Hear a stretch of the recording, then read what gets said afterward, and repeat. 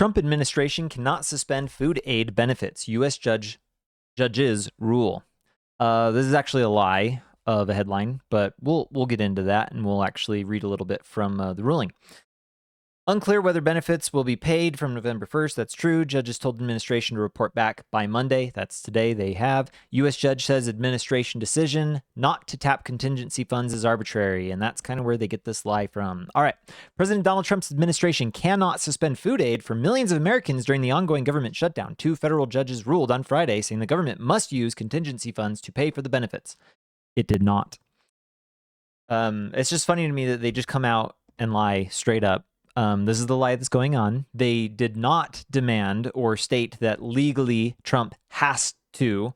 They said that he can. Okay, that's the actual argument here. So Democrats and Republicans in Congress have been trading blame for the prolonged shutdown, which has put SNAP benefits in jeopardy. It was not immediately clear whether the rulings mean that benefits will be paid on November 1st. Both judges ordered the administration to report back to them on Monday on how it will comply with their decisions. That part's true, but what their decisions isn't what they're claiming it is.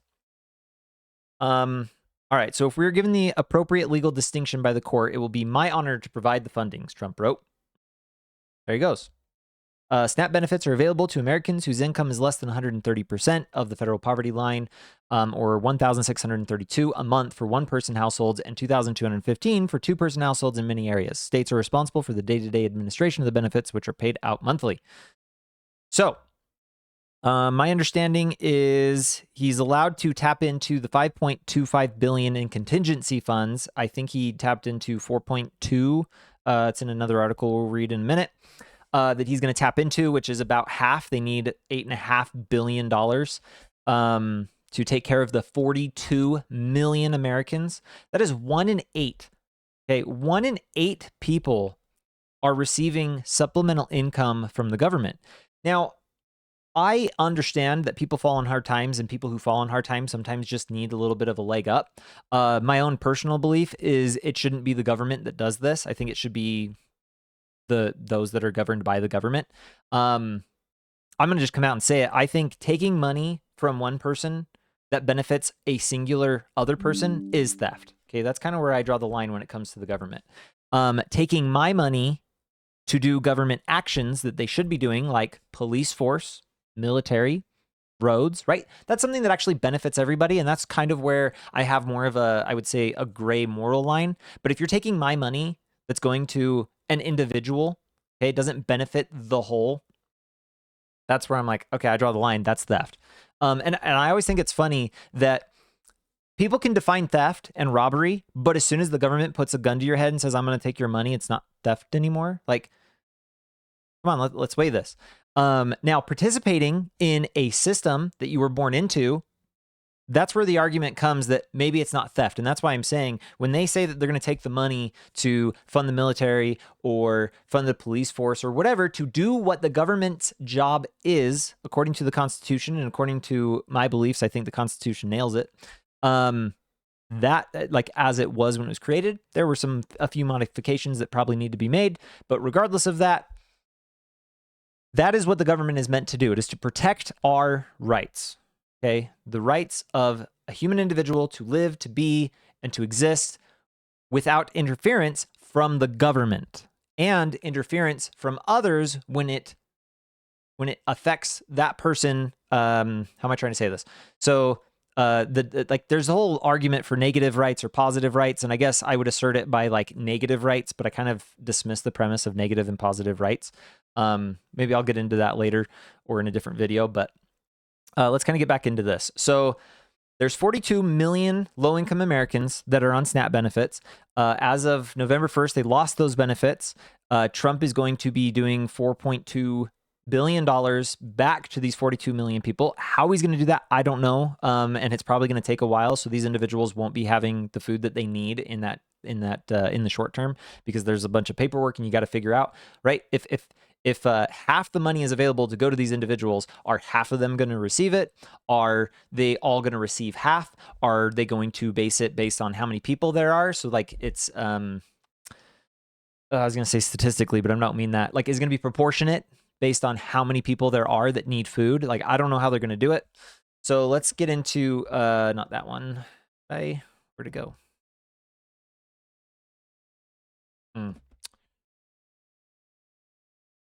Let's see.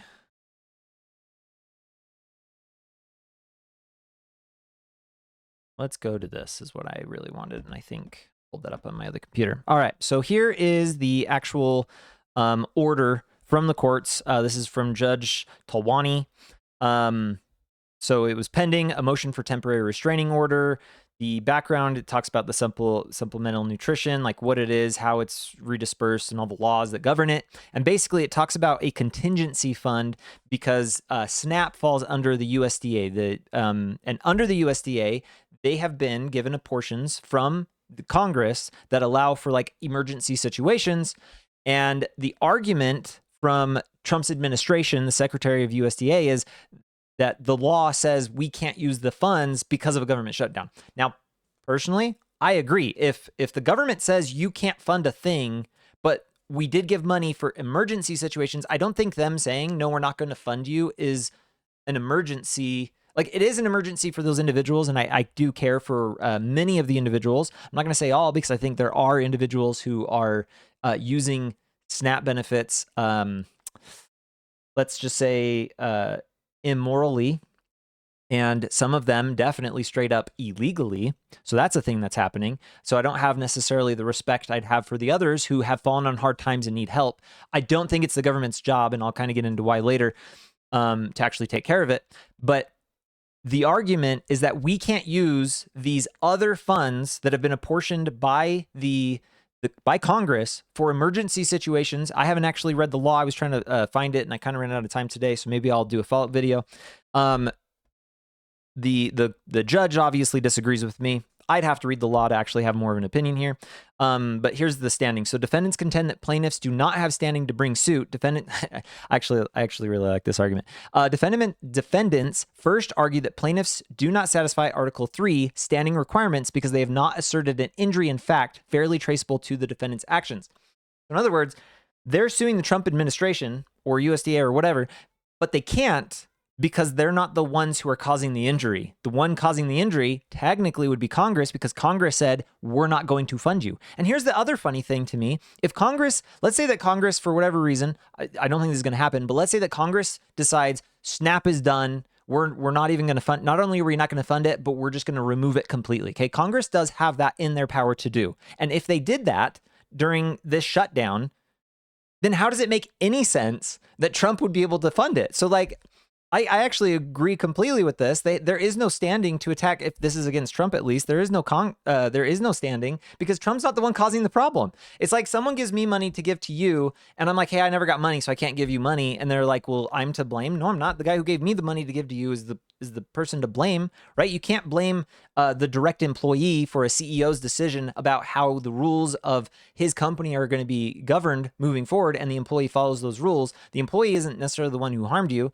Like, they are indirectly, but like, it's the CEO. You would sue the company. You don't sue that individual. And that's kind of what I see going on here. So let's just scroll down. Well, yeah, preliminary relief. I don't care about that part. Let's just read the conclusion here at the bottom, because that's what actually matters. Conclusion. The motion for temporary restraining order remains under advisement no later than Monday, November 3rd. Defendants shall advise the court whether they will authorize at least reduced SNAP benefits for November, okay? And if implying that they have the choice, their timeline for determining whether to authorize only reduced SNAP benefits using the contingency funds or to authorize full SNAP benefits using both the contingency funds and additional available funds. Okay, so you can see it's a straight up lie from what they said here at the top. Trump administration cannot suspend food aid benefits. U.S. judge rules. No, what they ruled is that if they decide to use the contingency funds, because the original claim from the Secretary of USDA was that the contingency funds cannot be used for a government shutdown because he believed it was for emergencies. And that's, I tend to agree with that perspective currently. I'd like to read the law a little more specifically, but if that's true, if that's true, that he can't, then the judges are ruling wrong, and that's why it's going to appeal. We'll see where that goes. But they said that if he chooses to, he has the ability to choose. He can use those funds for SNAP. And if he chooses to, we want to know what he's going to do. Okay, that is not them ordering him to do it. It's ordering that he can, and if he chooses to. If so, they have to determine it. Well, Trump, Monday, today, announced Trump admin will partially fund November SNAP benefits. The Trump administration on Monday agreed to move billions of emergency dollars to partially pay for food aid this month in response to federal judge's order though some families may not receive benefits for weeks. And that's where I'm saying they got to figure out, how are we going to apportion out half of the budget? Who gets it? When do they get it? How much of it do they get? That's going to take time. Again, there's a government shutdown, which means a lot of the employees probably aren't allowed to work. I know that some of them are, because some of them are exempted from the shutdown, but like there's less of them, so it's going to make it harder. So to be able to figure that out, so it's just funny to me. Officials will receive $4.6 billion from USDA's contingency fund to support roughly half of Sentimental Nutrition Assistant Program participants. Well, this is saying the participants. Oh, current allotments. Sorry. The programs that participants' current allotments as the shutdown drags on, according to the new legal filing.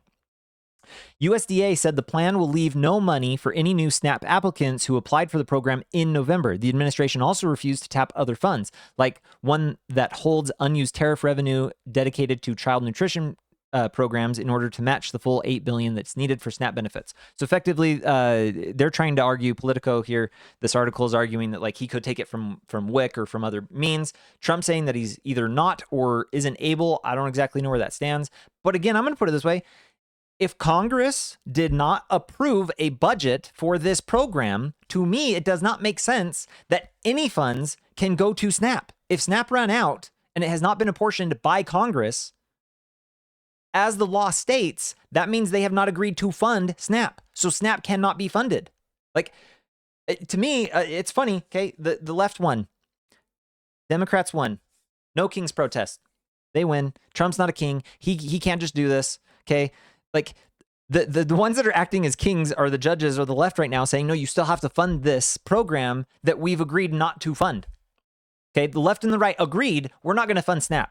Okay, there's two things that could happen. The left could just say, okay, we're not going to fund ACA. We'll go ahead and agree with the Republicans. We'll do a temporary and maybe we can bring it back. Fine. Or the Republicans could just remove the filibuster and just win and say we're going to fund the government, because they could just change the rules.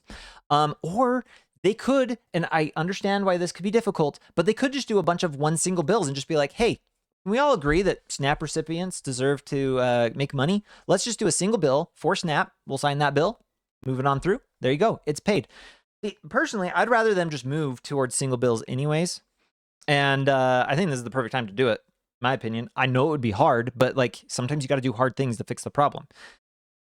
So I don't know. This is just funny to me. So Section 32 Child Nutrition Program funds are not a contingency fund for SNAP, wrote Patrick Penn, USDA. This is their argument. We can't use those funds for it. Using billions of dollars from the child nutrition for SNAP would leave an unprecedented gap for child nutrition funding that Congress has never had to fill in annual appropriations, and USDA cannot predict what Congress will do under these circumstances. And that's agreed. This is the longest the government has ever been shut down. The left and right cannot agree. The left wants to continue funding the mess that they created with Obamacare, okay? They are admitting, my opinion is, they are admitting that Obamacare failed because the only way to help it succeed is to increase the budget and to make the problem worse by continuing the funds. That's what they're fighting for. And not only that, but they're fighting for anyone who wants to claim asylum, which would be a lot of the individuals who are here illegally.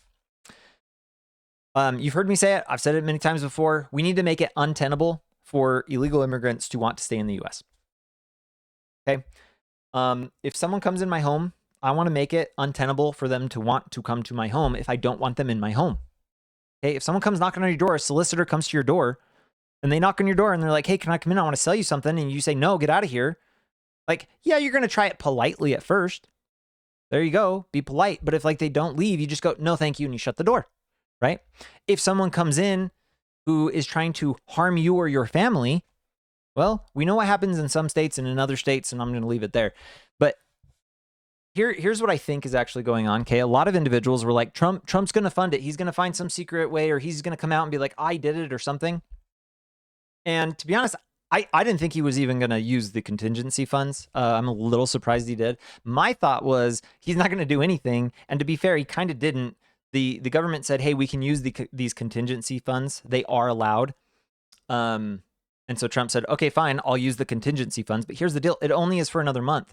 And to be honest, I kind of think they're going to let it go longer than the 60 days that they need to actually allow for individuals to be let go from the federal government. Like, I'm pretty sure, I could be wrong, but I'm pretty sure that if funding is restored, many individuals who were quote unquote let go or will be let go under the reduce in force, they technically, I believe, would get their jobs back. I might be wrong there. Maybe they provided better. I'd need to read through those memos. So I'll put that on my to-do list. But I don't know. I would believe they'd get their jobs back based on how the law currently works. So to me, it's just funny that what's going on. Now, I want to talk a little bit about Utah. There are 86,000 Utah families who could lose benefits. Is the state going to cover the costs? The short answer is no, the state's not going to.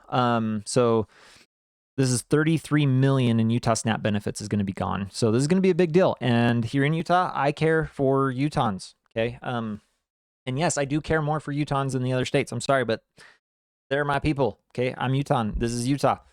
I'm going to care more about them. I'm going to care about the people who live in my home first, then in my city, and then in my state, right? I'm going to go that way as much as I can. As tens of thousands of state residents stand to lose their supplemental nutrition assistance payments, SNAP, state officials say they won't backfill the lost federal funds, but are looking for ways to help those in need.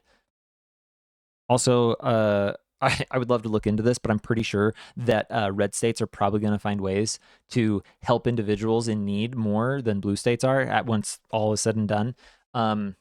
So that's something I'd like to look into once things are restored or returned to their natural state. Utah Senate President Stuart Adams said if the shutdown persists, it is unrealistic for the state to provide the $33 million needed to fully fund SNAP in November for the 86,000 households and 177,000 individuals in Utah who rely on its food subsidies. It would not be appropriate for the state to totally backfill SNAP, but we're working very hard on options to help those in need. Now, I don't like Adams. I think he should step down, but I do agree with him. So in this one case, let's see. Yep, this is the first time it's happened by the shutdown because this is the longest shutdown. It was shut down on October 1st, so we're more than a month already. I forgot to look. Let me see if I can pull it up. The poly market for government shutdown. Let's see. Oh, no, that's the wrong one. I want to know how, like, for how long. Okay. Poly market, how long will shutdown last? There we go. Hey, I don't know why it does this. Sometimes it'll, like, load, and then it has to, like, reload. All right, let's bring this over. So, the October 1st to 2nd, obviously, that was no. 3rd to 5th, no. 6 to 9, no.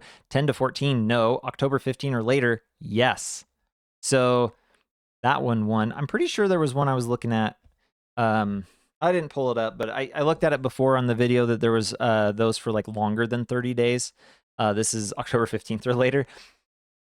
Honestly, at this point, I think it's going to go on a really long time. The left is determined to continue to fund the failing Obamacare, and the right is determined to say, guess what? The people don't really care about the shutdown. Obviously, people care about SNAPs. That's why this is getting so much attention, and I'm grateful it is. The individuals on SNAP do need help, especially because it's 1/8 of our population is needing supplemental help. And now I'm also going to say this, okay? It was supposed to be supplemental. I wouldn't mind if they increased the number. I'm saying based on like how it works, I actually would mind, but it should be built in a way where it is actually supplemental. We will help supplement for your nutrition. And I'm sorry, but soda's not nutrition. And if you're getting money from someone else, okay, if I'm going to give you money, I have the option to give you money and you can spend it on whatever you want. Or I have the option to be like, here, I will give you a food basket. This is the food I choose to give you. You can do what you want with that food that I give you. I think that's how the government should actually operate when it comes to this. I think it should be like, here is some flour, some rice, some beans, some chicken, like some type of protein or meat. It doesn't have to be chicken, but here's a bunch of grains. Here's a bunch of meat. Here's some fruits and veggies. There you go. This is what you get to eat. And again, it's supplemental. The more money you make, maybe that number goes down as you begin to make more so that you can relieve yourself. Because I know a lot of individuals are like, I don't ever want to find a job because I'm going to lose the money. People abuse the system. Abuse is obviously happening. Oh, I didn't see this one. There we go. Yes. Okay. October 31st to November 3rd. That's obviously like a no at this point. November 4th to the 7th.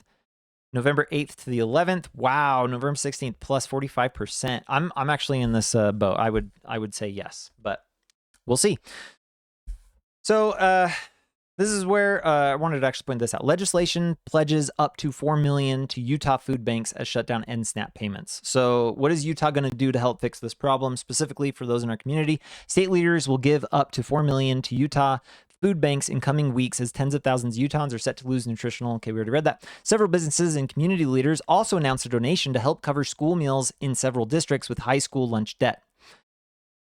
Blaming congressional Democrats for playing political games, Governor Spencer Cox and top Republican lawmakers announced on Thursday that the state would provide $500,000 to Utah Food Bank, followed by an additional $500,000 each week for the next 8 weeks or until the government reopens. Washington has failed to do its job. Utah is stepping up so families, especially those in rural communities, can keep food on the table because Utah Food Bank serves Utahns in all 29 counties. Okay, so Utah came up with, they're going to help fund $4 million. Again, that's a far cry from 33 million. Here's what I'm going to say. I actually hope that SNAP does go away. That does not mean that I want the people on SNAP to suffer, because that is not what I'm saying. But the way that people need to be taken care of is locally. It needs to be done locally. And here I'm going to get into why I don't think the government should do it. I do not believe that it gives anyone any sense of morality to offload their responsibility to take care of the poor to the government. And I think that bears out because the party who is asking to fund through the government, or at least created this, is the Democrats, and they donate the least. The Republicans donate the most to those in need. And I think to me, it just kind of proves the point that Democrats believe that morality is only on the collective, and Republicans believe that there is a morality of the individual. Now, I believe there's a morality of the individual and the community. What do I mean by that? I think that individuals will be judged based on the morality that they have individually on their own by themselves. But the community, I believe that God also does judge groups of people as a whole. And I think that they have to be judged while in this life, because I don't think that they can be judged after this life. So what do I mean by that? There are many times in the scriptures that there are righteous individuals who are living and doing what they're supposed to, but those around them are wicked.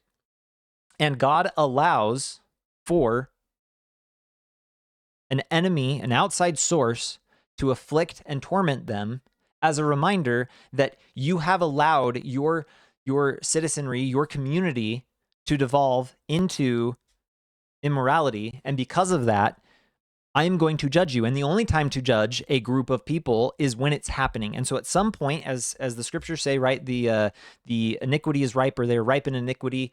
The cup is full. And so it's time for them to receive their judgment. And he uses that terminology for groups of people.